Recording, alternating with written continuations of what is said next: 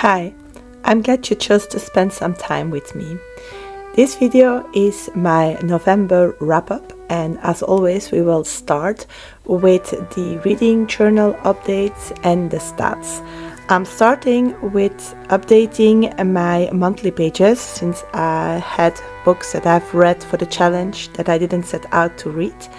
And I am joined by this little fellow. This is Locke, who has been very invasive, and my son took him off my desk. This is his brother. We just see a little bit of him. It's Akazar, and later on we will also see their mom, Aurea, who is more silvery. And since there is nothing much to say about me writing my impressions of India Dreams that I reviewed for you in my previous vlog, I will tell you a little bit about the jazz in Belgium. So maybe you noticed that I used some more jazz arrangement in my videos about Belgium. And that's because Belgium is one of the countries that has a huge jazz scene. It all started in the end of the 1800s with Adolphe Sax, who lived in Dinan and who created the saxophone that would become one of the instruments of excellence in the jazz world. In Belgium or this region of Europe, we will develop jazz parallel to the development of it in New Orleans in the United States. You just also saw me add in some of the covers of the books that I read with my children this month that are all from Belgian authors. But let's talk about these stats pages. I decorated them with some pieces that I had left over from the setup of this month's reading journal. And I think it turned out quite representative and coherent with the rest of the setup.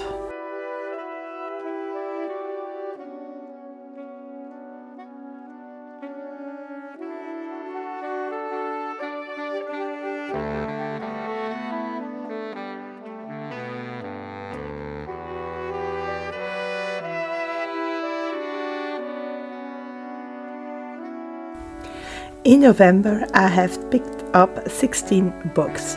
2 of them were 5 stars, which made me very happy. 2 of these books were ebooks. 10 of these books were physical books, and that was good for 1,908 pages. 4 of them were audiobooks, and that was just not 35 hours of listening time. 5 of these 16 books were comics. 3 were novellas and 8 were novels. The 2 ebooks were Kindle included. 2 books came from a book box. 2 books I owned. I took 4 credits on Audible, and I had 6 books from the library. The genres I read most of this month were, as always, fantasy and also historical fiction. Almost all the books I read were in French. I read only 1 book in English. We did well on the series. I started none. I read 7 sequels and I finished 3 series. Out of these sequels, 2 belonged to a duology and 8 to a longer series. This leaves us with 6 standalone books. I read 12 different authors, and 3 of them were completely new to me.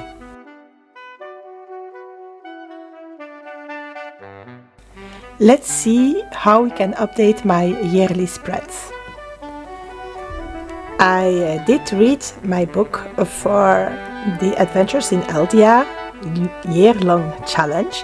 That was The Princess and Curdie.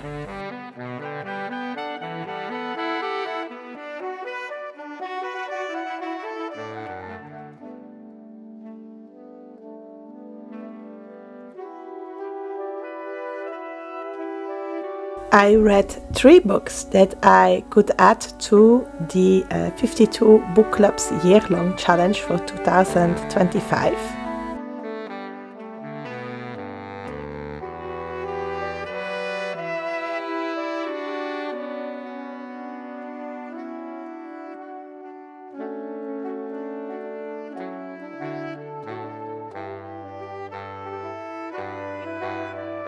I think that it is very probably that I will be able to finish this whole challenge by the end of the year, but that we will only know for sure once December is over.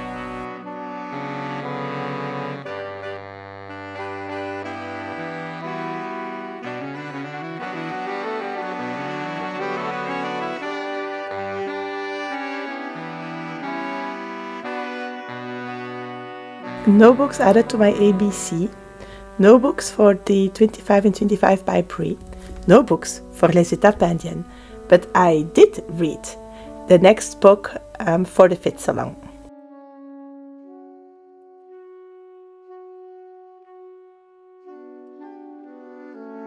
I did not reread. I have 2 books that I can add to my book bingo.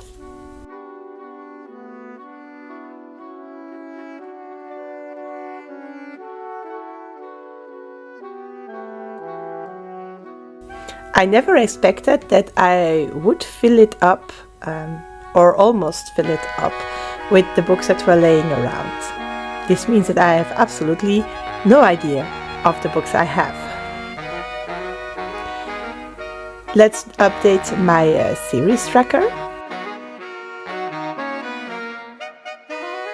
I didn't fill in the last spot of India Dreams. That's because I haven't read the art book yet.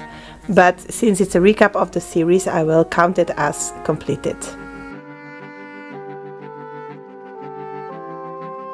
And this month again, I didn't read the book club book, but I added it to my TBR.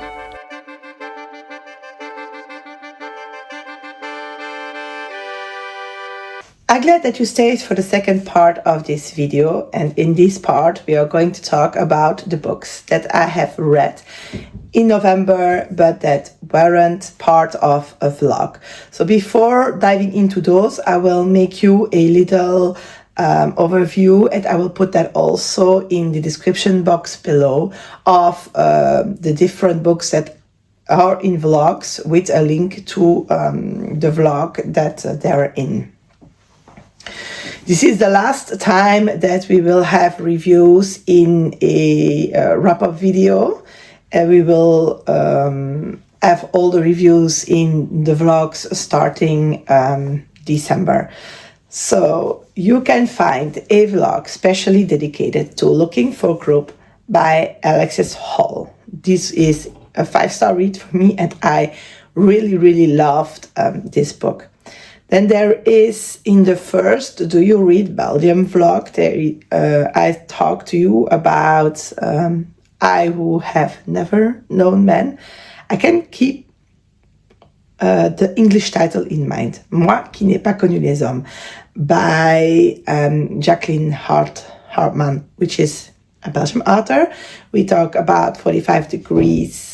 No, in French it is 45 degrees in the shadows, but in English it is Aboard the Aquitaine by George Simenon.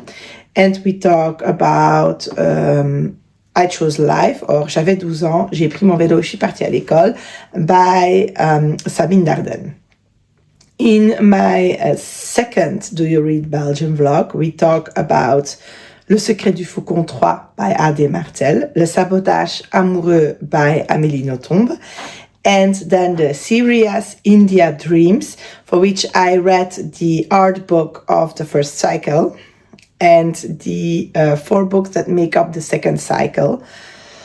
And then we are left with 5 books that we haven't talked about yet. The first one of those is A Theory of Dreaming by Ava Reid. This is the second book in the study of drowning duology. And do I make a resume of a study of drowning? Maybe. So in the first book we meet, and the names of the main characters are already gone. It's really a problem. I might need to find a solution for that. Let me know if you mind that I keep forgetting them.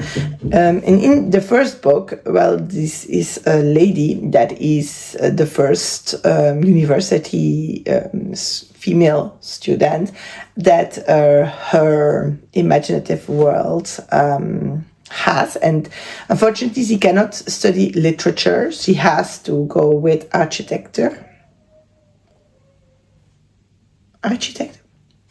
designing homes, because of the fact that she's a woman, and she will be able to take part in a contest that will let her to go and stay for a while at the house of her favorite author.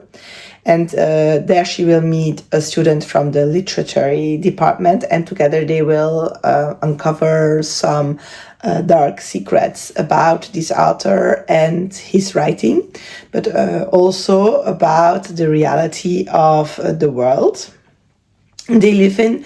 And what I really liked about that book was the atmosphere that is really, really dark academia, but also really mysterious. And I just loved it. And then I loved how the fantasy is also a little bit like magical realism. It collides. It is something that I really, really liked.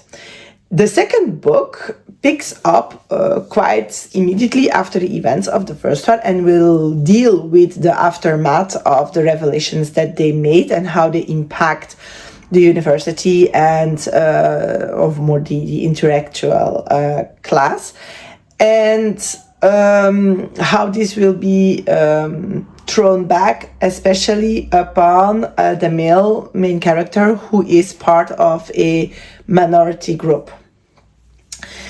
And we will also continue on exploring the relationship between the two characters. And we will have the same type of events impacting them. In the first book, it was more the female character, and now it is more the male character. And I really, really, really, really wanted to like this book as much as I liked the first one. But unfortunately, I don't know why, it felt like a complete remake of the first one to me. And it was a little bit disappointing.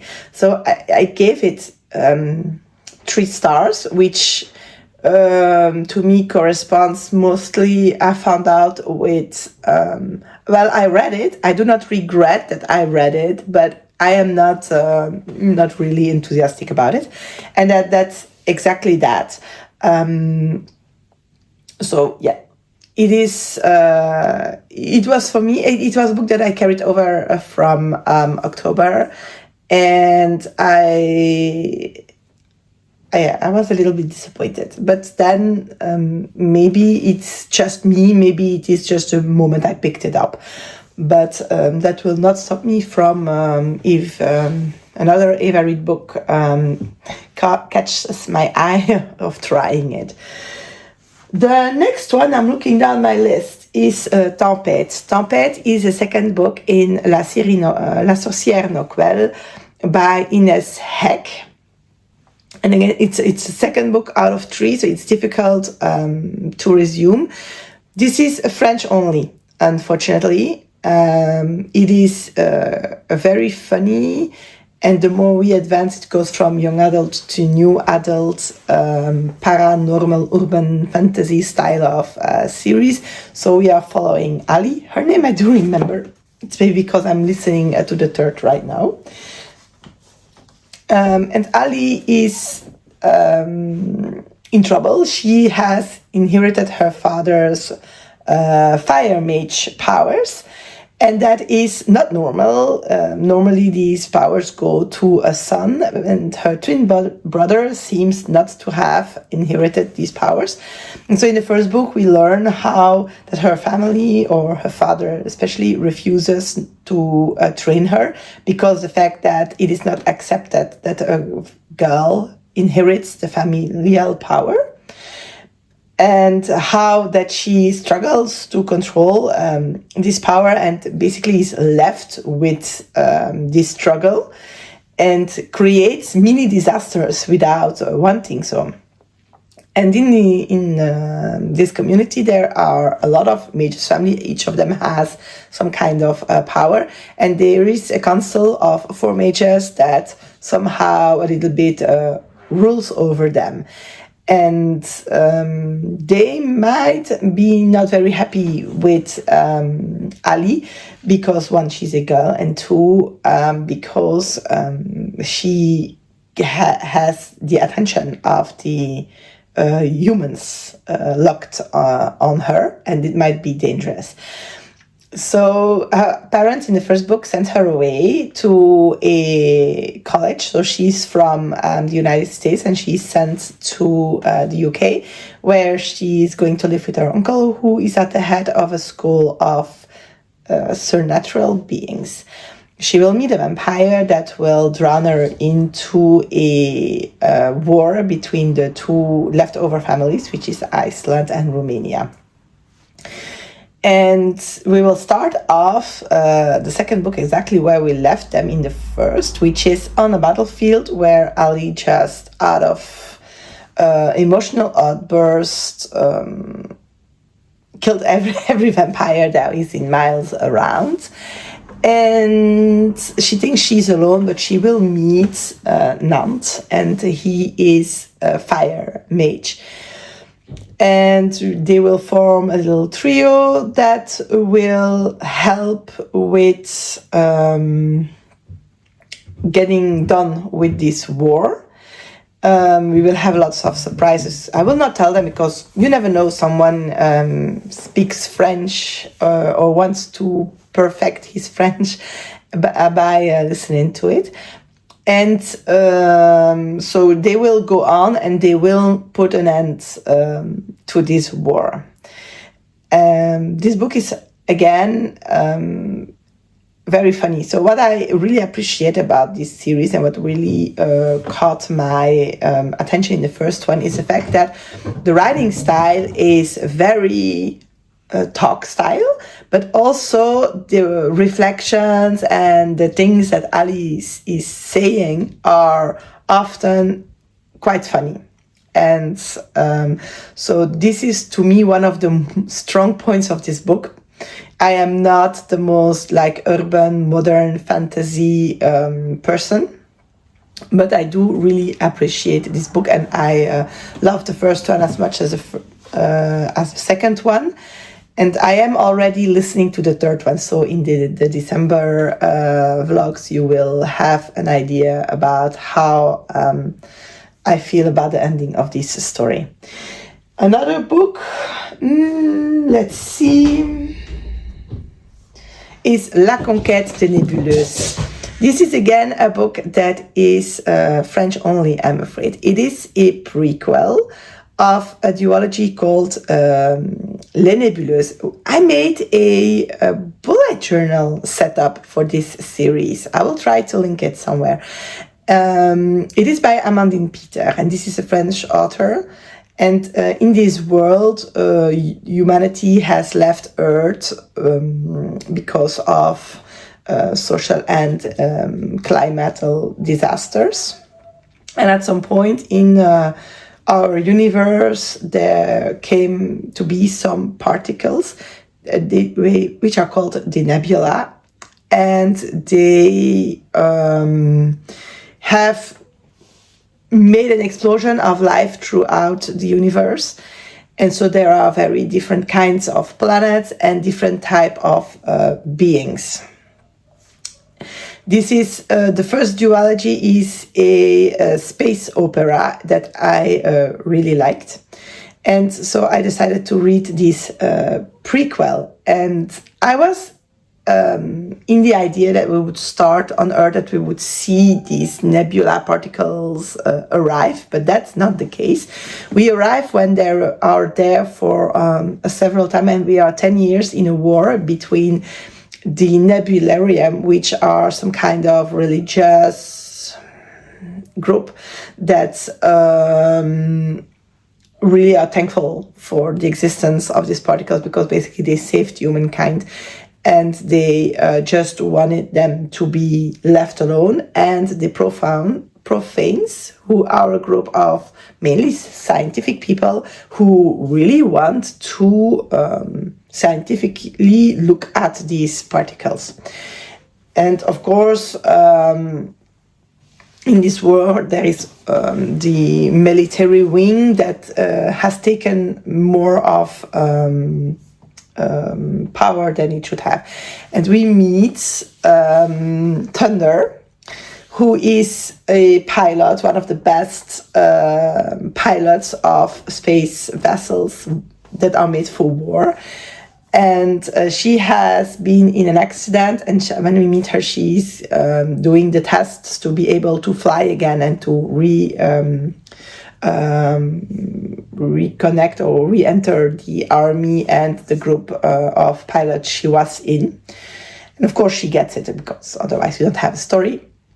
And she will be sent off on a very special mission in which she will find out that not all things are the way she thinks, and she will have not only to make it work with this very strange crew that she's given as a captain, but also she has to work out in how far you can follow orders without questioning, and what happens when you are not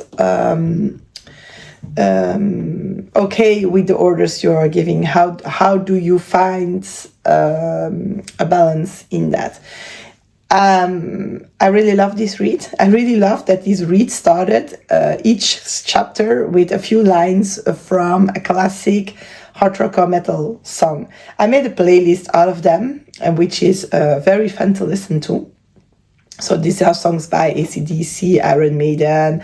There is Deep Purple. I think there is John Bon Jovi. There is one of the Smashing Pumpkins, I think. There is a lot of them, and it was very fun. But the story was written in a way that I was very quickly, deeply invested with the different characters. And I really wanted to know. And the thing is that now I want to reread the duology. So it might happen next year. Who knows? But it was a read that was very fun to read. The way it was written, the way the story unfolds. It was also very interesting on themes that make you think. It was very there was enough action for me, because I don't like things in space, but then I think space was such or integrated in such a way that it didn't feel like space. You feel at home just as Thunder feels at home in the space zones. And that was very fun. So I really enjoyed it. If you can read French, this is one of the books I want to say, go read it. But read the duology first. What's next? Next is Les Eaux Acides, which is part of, I think, is it still Dragonkeeper? I think it is. Anyways, it is part of the realm of the Elderlings by Robin Hobb that I'm reading for the Fitsalong. And so it is very difficult to make a resume of it, because it is normally the second part of a book. And then it is in the, I think the fourth series within this realm. So it starts to be difficult, but we are in the Rainlands. And we are still looking at, if I tell you that, then I might spoil the first series. So I will just not tell you about it. Know that I am still reading for the Fitsalong. And then the last one, is that possible? One. I thought we had. The last one is La Princesse et Curdie, or The Princess and Curdie. And that is the second one in a duology. It is by George MacDonald, and it is the book that follows The Princess and the Goblin.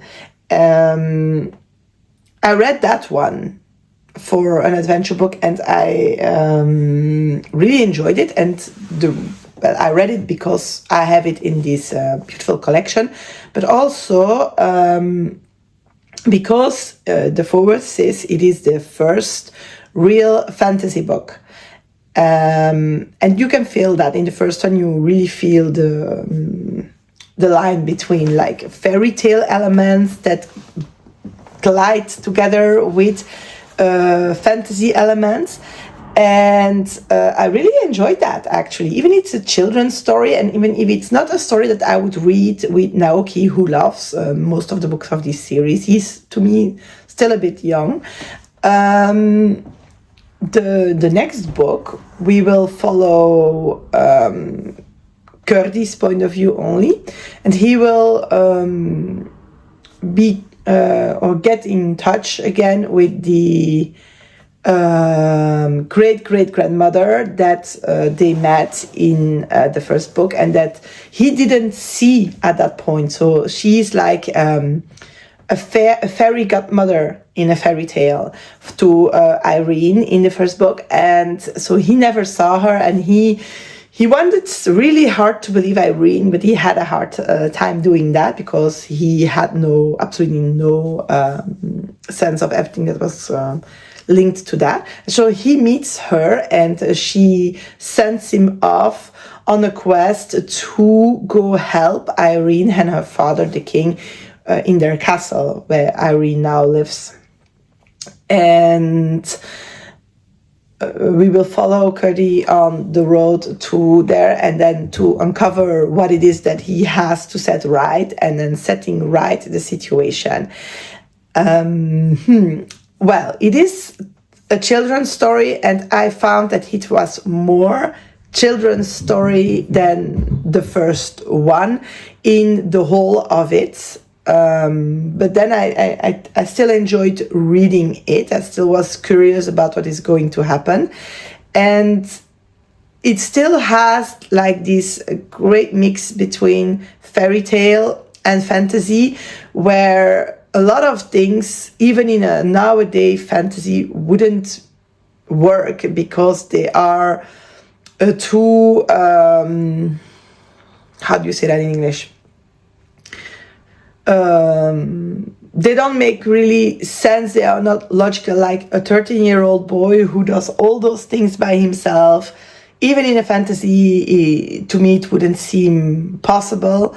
But since it's a fairy tale, somehow it is, and it still worked.